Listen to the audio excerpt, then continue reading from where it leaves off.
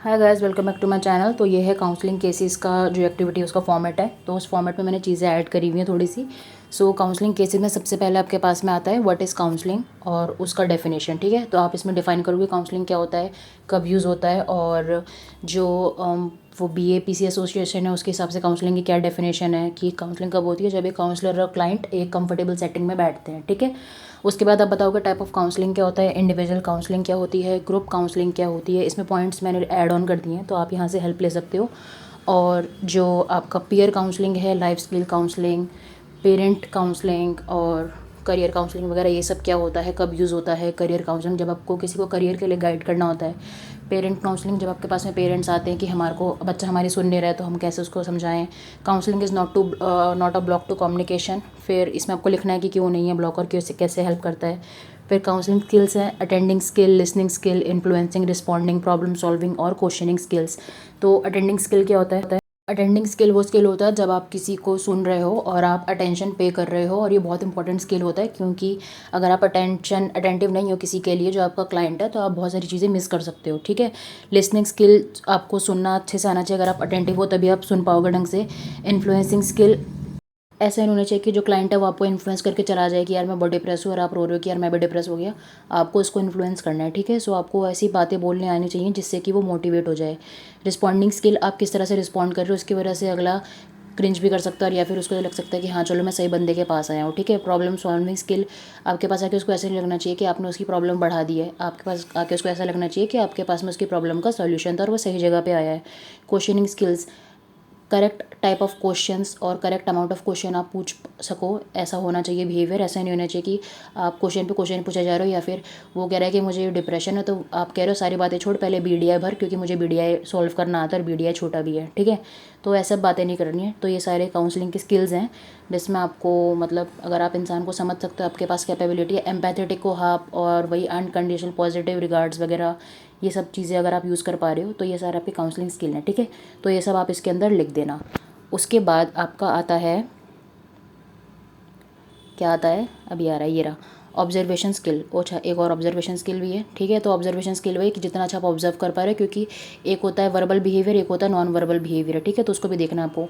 Model of counselling बहुत सारे हैं, जो CBT मॉडल है आपका जिसमें कॉग्निटिव बिहेवियर थेरेपी, आप वो यूज़ कर सकते हो, और अलग अलग जो भी मॉडल्स हैं वो सब आप लिख दो इसमें। फिर है model of adaptation to loss, की मतलब जो लॉस है उसको ओवरकम करने के लिए आपने क्या मॉडल यूज़ करा है। उसके बाद 3 stage skills model of helping. तो ये 3 स्टेज में आपका काम होता है। पहले आप रिलेशनशिप डेवलप करते हो, फिर उसको मेंटेन करते हो, लास्ट में टर्मिनेट करते हो। ठीक है, सो ये 3 स्टेजेस में भी बहुत अलग अलग लेवल पे नीचे जाके आपके पॉइंट्स होंगे। आपने वीडियो देखी होगी तो आपको पता होगा, वो लिख देना सारे। उसके बाद सेकंड है demographic details of the student. ठीक है, जो भी सब्जेक्ट है आपका, तो उसमें सबसे पहले आएगा उसका name, age, class, gender, address, how much time child takes to reach the school, mode of transportation, does child comes alone या फिर किसी एडल्ट के साथ में, और any other relative living with the child. ठीक है, सो ये पॉइंट्स जो आपकी सैम्पल एक्टिविटी की PDF है उसमें नहीं है, कुछ पॉइंट्स मैंने अपने आप में ऐड ऑन करें हैं। ऑफकोर्स जो काउंसलिंग केस है उसमें आप केस को पूरा स्टडी करते हो तो ये उसके लिए है। ठीक है, फिर है date on which the case has been taken. उसके बाद आपकी जो ब्रीफ हिस्ट्री ऑफ केस आएगी उसमें बहुत इंपॉर्टेंट चीज़ें हैं। बेसिकली काउंसलिंग केस में आप 2 चीज़ें करते हो, एक तो आप लेते हो सेशन और दूसरा आप करते हो उसको ऑब्जर्वेशन। ऑब्जर्वेशन में ये सारी हिस्ट्री वगैरह ऐड ऑन होती है। ठीक है, सो पर्सनल हिस्ट्री में आएगा whether client stage with the parent और not, educational qualification of the mother, educational qualification of the father, siblings अगर कोई सिबलिंग्स है कोई, और position of child in the family, कौन से नंबर पे है, मतलब छोटा बच्चा है, यंग, मिडल, एल्डर, जो भी होता है। फिर whether siblings have any problem और नॉट, मतलब कभी कभी ऐसे भी होता है कि जो भाई बहन होते हैं उनको भी प्रॉब्लम होती है, जैसे MR हो सकते हैं। ठीक है, anyone in the family having conflict और नॉट। ठीक है, उसके बाद school history, class of the child, has the student been in school since start, yes और नो। ठीक है, कभी कभी ऐसा भी होता है कि बच्चा किसी दूसरे स्कूल से आया हुआ है। If no then name of the previous school, और उस स्कूल में ड्यूरेशन कितना टाइम तक था वहाँ पे। ठीक है, कभी ऐसा भी होता है कि जब बच्चे का स्कूल चेंज हुआ है तो उसकी वजह से बच्चा एडजस्ट नहीं हो पा रहा, तो उस वजह से बच्चा प्रॉब्लम में है। ठीक है, duration till the child was in previous school. फिर परफॉर्मेंस इन द क्लास, बच्चा क्लास में कैसे परफॉर्म कर रहा है। Overall performance over the year, पूरे ओवरऑल साल में बच्चा ने कैसे परफॉर्म करा है। Does student come up to the expectations of parents और teachers, students behaviour in class, have they noticed any sudden deterioration in study of behaviour. ठीक है, तो ये सब आपको पेरेंट्स और टीचर से बात करके पता लगेगा। फिर बच्चे का रिलेशनशिप विद एवरीबडी, जो स्कूल का टीचर उसके साथ में बच्चा कैसा है, क्लासमेट्स के साथ में कैसा है, अदर अथॉरिटी फिगर्स के साथ में बच्चा कैसा है, नेबर्स के साथ में कैसा है, एल्डर्स जो होम और फ्रेंड्स हैं उनके साथ में कैसा है। ठीक है, मतलब अगर बच्चा झेप रहा है, शाय है हर किसी के साथ में, या बच्चा बहुत एग्रेसिव है, तो ये सारी चीज़ें आपको नोट डाउन करनी होती हैं। ठीक है, अगर वो एग्रेसिव एग्रेसिव है तो किस वजह से उसको एग्रेशन आ रहा है, बच्चों के साथ में उसको खेल के बच्चे उसको इन्वॉल्व नहीं कर रहे हैं, मजाक उड़ा रहे हैं, तब बच्चा एग्रेसिव हो जाता है, ठीक है। फिर significant stressors identified, so duration of matter of concern, अगर कोई आपको स्ट्रेसर है कि किस चीज़ की वजह से बच्चा को प्रॉब्लम था तो वो मैटर कितने टाइम से है, ठीक है, 6 महीने पहले से, 2 साल पहले से, बचपन से, ये सब। History of the matter of concern, ठीक है।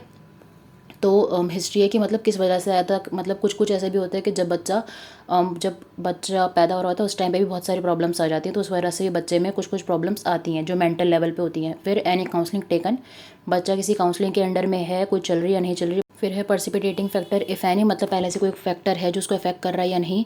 फिर intensity of the concern matter and its effect on the student, ठीक है, कितना इंटेंसिटी है उसका और इफेक्ट क्या है बच्चे पे। फिर ऑब्जर्वेशन है, इसमें भी आप पेरेंट्स से बात करोगे, टीचर से बात करोगे कि बच्चे पे कितना इफेक्ट है, बच्चा क्लास में कैसा है, बच्चा घर में कैसा है। पीयर्स या सिबलिंग्स अगर कोई है उनसे भी आप बात कर सकते हो, ऑफकोर्स अगर बड़े हैं तो ज़्यादा बेटर बता पाएंगे। और इसमें आप ये सब ऐड कर सकते हो, नंबर ऑफ सिबलिंग्स क्या है, पोजीशन ऑफ क्या है बच्चे का, रिलेशनशिप क्या है उसका सिबलिंग्स के साथ में, उनकी एजुकेशन क्वालिफिकेशन क्या है, और अगर सिबलिंग्स को कोई प्रॉब्लम है या नहीं है, ठीक है। कभी कभी सिबलिंग्स की वजह से भी बच्चों में लड़ाई वगैरह हो जाती है, मतलब दिमाग ख़राब होता है बच्चों का। थर्ड है brief summary regarding diagnosis and assessment report, ठीक है, ये इंपॉर्टेंट है। Educational assessment, is the student able to carry out the routine work, जो रूटीन में स्कूल में काम हो रहा है बच्चा कैरी कर पा रहा है नहीं कर पा रहा है। और has to take leave from school, कभी कभी बच्चों ने 6 महीने 7 महीने की छुट्टी करी होती है, उसकी वजह से बच्चा एकदम पीछे हो जाता है, वो सब पूछ लेना मैम से, ठीक है। और mood off the student in the classroom, बच्चे का क्लास में नॉर्मली मूड कैसा रहता है, गुस्से में रहता है या इधर उधर देखता रहता है या एब्सेंट माइंडेड, ठीक है। फिर है psychological assessment, so here the psychological assessment was, अच्छा तो मैंने लिखा हुआ है, टेप लेना।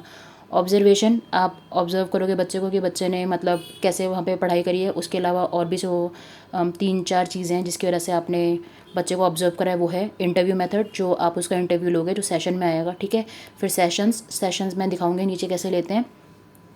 उसके बाद डी है रिटर्न असेसमेंट, ठीक है, बच्चे का रिटर्न असेसमेंट भी ले सकते हो। अगर आपको दिखा है कि बच्चा डिसलेक्सिक है तो आप उसका ऑब्जर्वेशन ले सकते हो, उसका बोल सकते हो, उसकी नोटबुक का स्क्रीनशॉट ले सकते हो आप कि बच्चे ने पी को 9 की तरह लिखा हुआ है, मतलब जो जो इंस्टेंसेस आपको लग रहे हैं कि हाँ ये डिसलेक्सिक है तो वो सब आप ले सकते हो असेसमेंट उसकी, ठीक है। और लास्ट में एक होता है आपका टेस्ट, जैसे अगर आपको बोला गया कि बच्चा स्लो लर्नर है, so in order to identify the IQ of the child, आप उसके लिए IQ वाला टेस्ट कर सकते हो, ठीक है। उसके बाद identified need of the counselling, ठीक है। फिर हायरार्की ऑफ नीड्स क्या क्या है कि हमको क्यों लगता है कि बच्चे को काउंसलिंग की ज़रूरत है। May be poor attention span हो सकता है बच्चे का, जैसे जो मैंने बच्चा लिया वो स्लो लर्नर है तो उसके में ये नीड्स हैं, पुअर अटेंशन स्पैन, ठीक है। तो इसको आप काउंसिल कैसे करोगे। लो सेल्फ कॉन्फिडेंस, बच्चे का कॉन्फिडेंस लो है तो आप उसको हाई करने के लिए आप क्या क्या कर सकते हो, मतलब उसको मोटिवेट कर सकते हो और उसके फैक्टर्स देख सकते हो किस वजह से हो रहा है, टीचर उसको ध्यान नहीं दे रही है, ठीक है। फियर ऑफ अथॉरिटी और स्किल वगैरह इंप्रूव करो। फिर फैमिली एनवायरनमेंट कैसा है, फैमिली एनवायरनमेंट सबसे ज़्यादा इफेक्ट देता है बच्चे का। टाइप ऑफ पेरेंटिंग क्या चल रही है, अथॉरिटेटिव, अथॉरिटेरियन, पेसिमिस्टिक, ये सब जो होती हैं, ठीक है। फिर नंबर ऑफ फैमिली मेम्बर्स कितने हैं, बच्चे को ध्यान दे रहे हैं कि नहीं दे रहे हैं। टाइप ऑफ फैमिली क्या है, न्यूक्लियर है, जॉइंट है, बच्चे के साथ में टाइम कितना स्पेंड हो रहा है, बच्चे की पोजीशन क्या है फैमिली में। Students relationship with mother father sibling grand parents, ये पहले आ गया था तो ये उड़ा सकते हो तो उड़ा देना। Any other relative staying with the child और नॉट, ठीक है। फिर है सपोर्ट अवेलेबल या एसेट्स, ठीक है। तो आपके पास में सपोर्ट क्या अवेलेबल है जिससे आप बच्चे की हेल्प वगैरह कर सकते हो, और या फिर एसेट्स क्या क्या है जिसकी वजह से आप बच्चे को मदद कर सकते हो। उसके बाद में आता है आपका need for training and management. तो यहाँ पर मेंशन करोगे कि आप मतलब क्या ज़रूरत है कि आपको बच्चों को मैनेज करने की ज़रूरत, मतलब आपको काउंसिल करनी पड़ रही है। तो जैसे कि यहाँ पे मैंने 3 ऑप्शन दे रखे हैं आपको, लो अटेंशन स्पैन है, कंसंट्रेशन पुअर है, रिएक्शन टाइम स्लो है, सेल्फ डायरेक्शन उसका प्रॉपर नहीं है, ठीक है।